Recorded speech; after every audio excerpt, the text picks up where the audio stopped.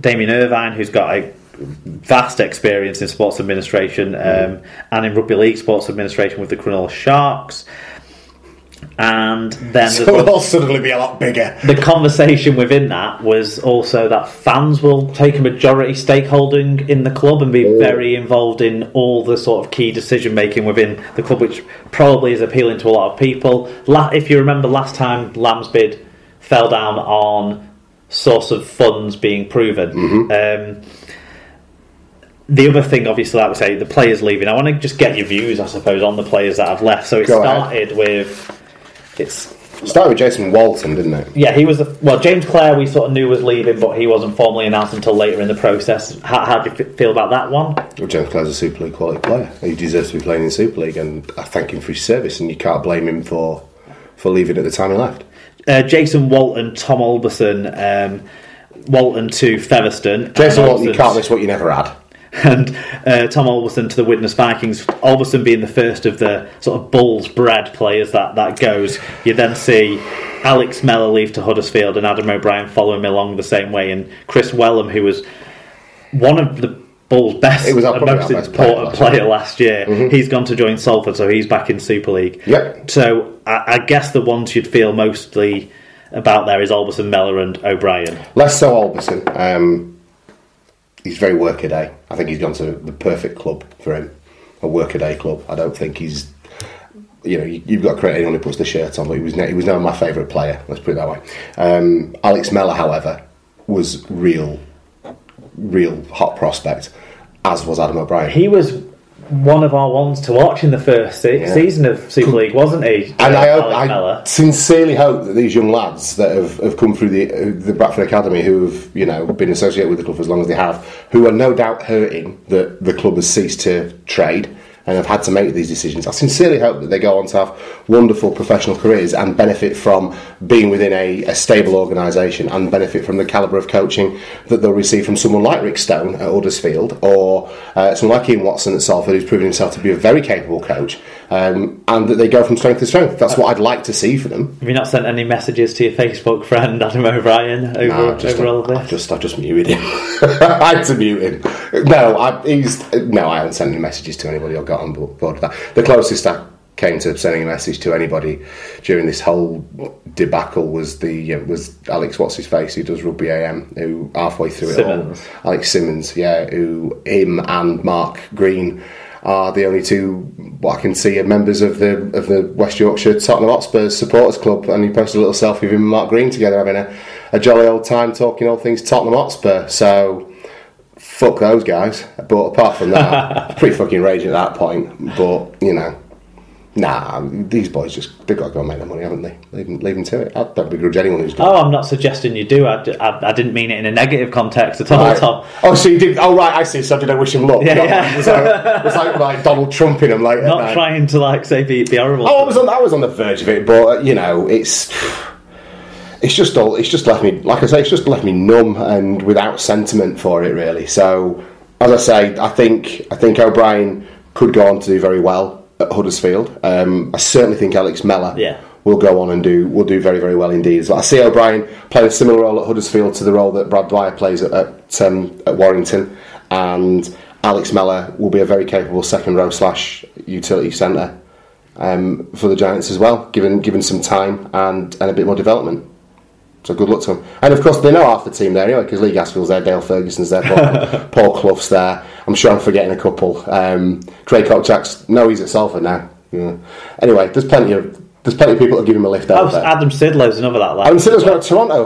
Great. Good luck to Adam Sidlow. Well, he worked his socks off for Bradford Bulls for 4 or 5 years.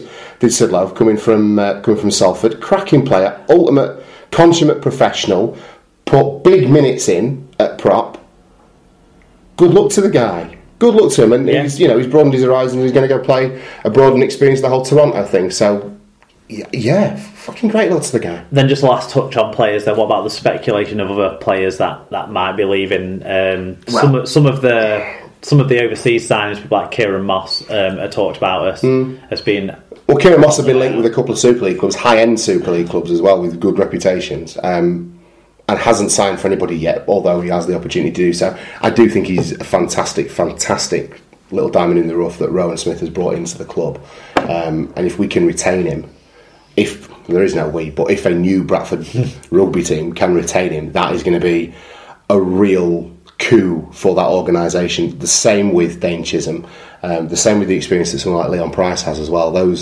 If you take, with what's left in that squad now, if you take those 3 pivot players out, we've got a very average middle, because of how young a lot of the squad is going to be and how inexperienced a lot of the squad is going to be. What we've got, if you take those guys out, is a very average mid-table championship team. With those guys in it, what you've got are some capable, potentially very talented youngsters mixed in with some old stages, and then 3 very, very talented sparks offensively. So that will be the make and break. We'll talk about the future in a bit, but that's going to have a big impact on how things go for a Bradford Rugby League team next season for me.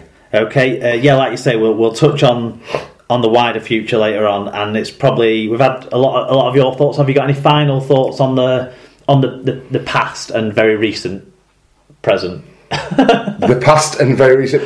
Look, you've got to move forward. This is constantly changing. It's every day there's a new story. There's a new situation. That's what I mean by the very recent present. The thing I felt most positive, the thing that's made me feel most positive about Bradford Bulls for a number of months now and throughout this difficult time, has been Rowan Smith, the head coach, who came over as a bit of a relative unknown from Gold Coast. Obviously had some pedigree in terms of his family and what have you, but the way he's conducted himself and the positivity that he's shown for the Bradford cause, there's never been a crack in that, what I'm sure is a veneer, because obviously privately he's going to be panicking about what's going on and where his next paycheck's coming from, and having shipped his family literally to the other side of the world to then find the company he's working for being liquidated.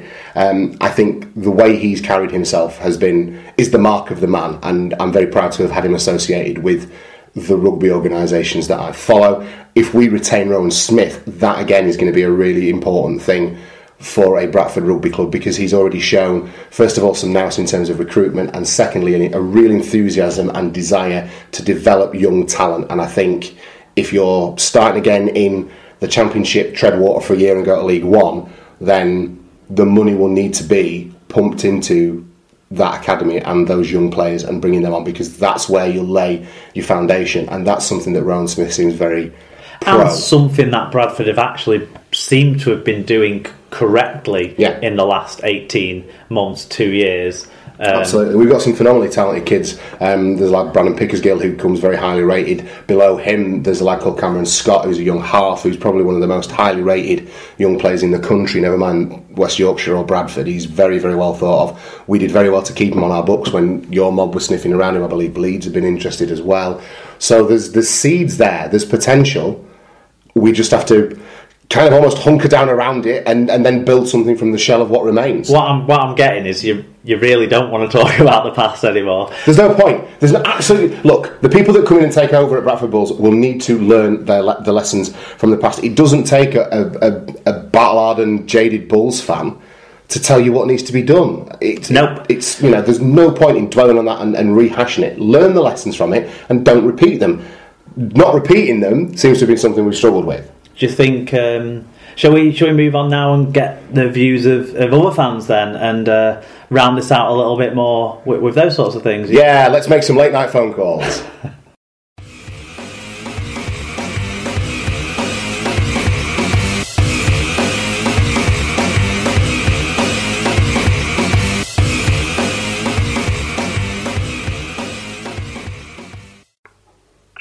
Right, so the first of our telephone interviewees has joined us, Mark. I'm really pleased to be able to say that Dominic Barker has allowed us to give him a quick call. For the uninitiated, Dominic's a Bulls fan. He was the founder of the Red, Amber and Black podcast, which started up around 2012, around about the time of one of our many administrations. So a difficult time to be starting a podcast, but also very heavily involved with Bull Builder, which supports young Bradford players coming through the academy. Dominic, thank you for joining us. Just whilst we get started, how long have you been a Bulls fan, and who got you into going to watch rugby league? It sort of started at the turn of Super League, really. My dad took myself and my brother down to Odsall when it was those hazy summer evenings in 1996, 97, when were on the cusp of a wave when the whole Bull Mania thing was coming through. So it was a really good time to get young people into the sport, and especially in the local community in Bradford to get a real good feel good factor going. So I was introduced to the sport about 1996, 97, and then obviously went from there. So it's been about 20 years. I've been a supporter of the club. Fantastic. And is it a family affair with you then? Is it you and other part of the Barker clan that go? It's been a bit. It was quite difficult as a kid because I was born in Leeds and I lived in Leeds and went to school in Leeds. And then having to have all my friends be involved at Headingley and the Rhinos, so I got a little bit of stick. But for the first 10 years, you must have had a nice time. I was going to say, for the first 10 years, we were on top, weren't we? So it's not too We were doing okay, yeah. So I could just tell them, ask them how many trophies they'd won, but they've caught up with us now. So so no going back on that. Okay, well we won't go back over too much old ground, Dominic, because like all Bulls fans, you've certainly been through the ringer over the last 5 or 6 years, to say the very least. But let's go back 7.5, 8 weeks to when the most recent administration was announced by Mark Green. Do you remember where you were when you heard it? What were your emotions at that time? How did you feel? I think the first sort of sign that I got wind of things weren't quite right was through Twitter and sort of RL fan message boards and things like that, where there were people that were highlighting things to do with companies' houses and like the administration and things like that. And it's just sort of it's been I think the best way of describing it has sort of been a bit of just a gradual decline since they dropped out of the Super League. And I think the first initial reaction, I didn't really feel anything. I wasn't completely shocked or upset. I was just a bit sort of it was difficult feeling an emotion to express because we've been here before. I think I was more affected in 2012 because it was something that I'd never experienced before as a supporter, but to go through it, like I said, 3 times in the space of five years is you become immune to it, if you will. At least you've used it as a character building exercise and strengthened up your resolve. That's the only thing. I mean, I suppose you have to be. I don't know if you're one of these people that's half glass half full sort of thing. At the minute, you've got to try and pull as many positives, big or small, as you can out of the situation, because obviously with the things that have gone on with pretty much key players leaving and going on to other clubs, you're left with the scraps of a squad really to pull together between a month of the season starting. So, the timing, obviously everything's probably the worst case scenario for everything in relation to trying getting a squad together and trying to get people involved in the club, buying season tickets and things like that. It's not exactly the best time for anything for this to happen. So it's not the greatest. No, it's hardly an ideal time at all. So as of tonight, we're on the 10th of January. We know that the RFL are considering 4 bids that they consider serious bids for the club. If you're able to wave a sensible magic wand, let's say, what do you see the future of Bradford Rugby League being, and what would you like to see new owners coming out and doing and saying? I think the word that springs to mind is probably for quite a lot of Bradford fans is just stability. If that's short-term goals need to be achieved, we understand that, but I think long-term strategies need to be put in place to make sure the club's stable for 5, 10, 15 years going forward, because like we've said before, there's been three administrations in the space of 5 years where I think people that have been involved before have maybe been a little bit too short-sighted with trying to achieve things within a season or within 2 seasons and not thinking about the long game. So from my point of view, I think it's stability. It's people, do you want someone to come in with the financial clout to bring in good, decent players that can get us, whether we're going to be in the Championship or League One or not, that's another story, but someone that's going to bring players in that wanted to represent the club. I think we've had too many players that have been, we've had far too many players in a squad, having a squad of 40 plus players in the Championship, full-time players, is just